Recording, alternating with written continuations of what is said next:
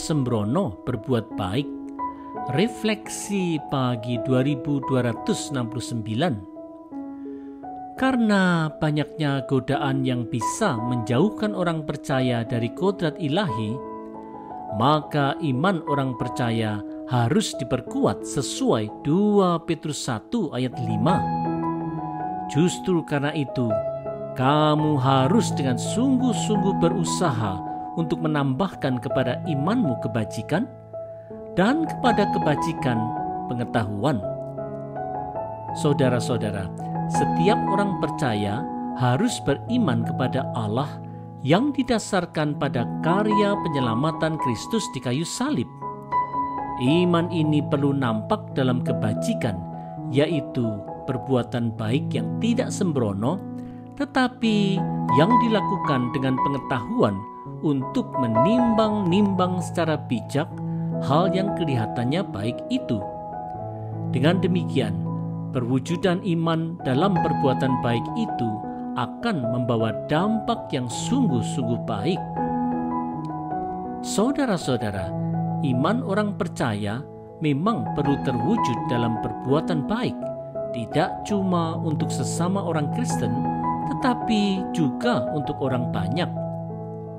Meskipun demikian, bisa saja terjadi bahwa perbuatan yang dikira baik itu ternyata belum tentu baik.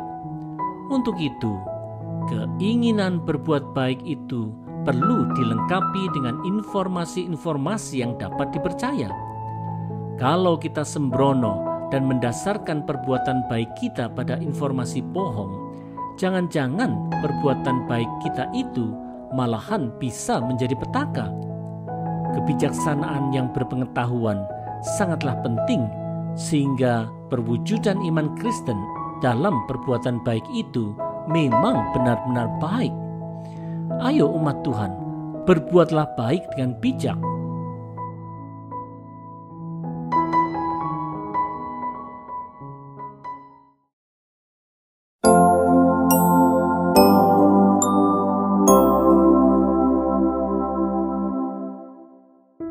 Bertumbuh dalam keunikan iman.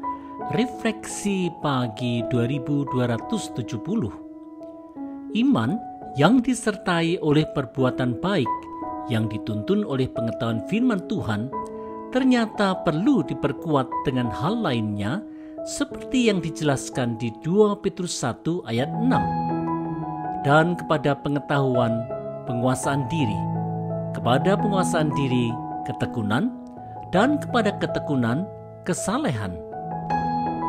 Saudara-saudara, pengetahuan firman yang mestinya memperkuat iman itu bisa saja menjadikan seorang percaya sombong. Oleh sebab itu, penguasaan diri dalam bersikap dan bertindak merupakan hal yang penting.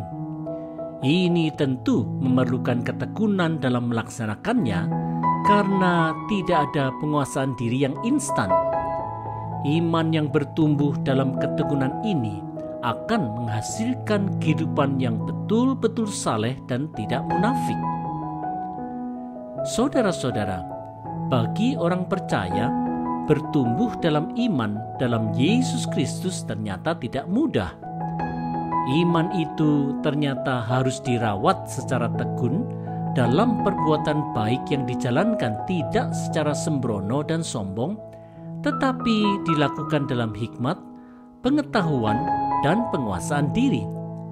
Perbuatan baik itu dilakukan karena orang percaya memahami apa yang dikehendaki Tuhan baginya dan bukan sekedar untuk dilihat orang atau sekedar pencitraan semata.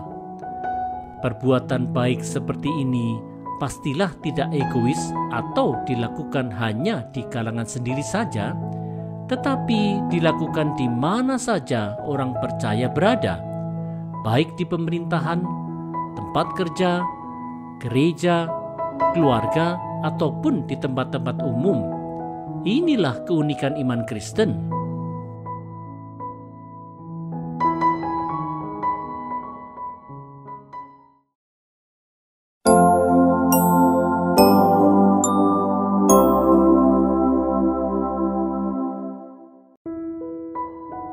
bukan sekedar simbol dan ritual.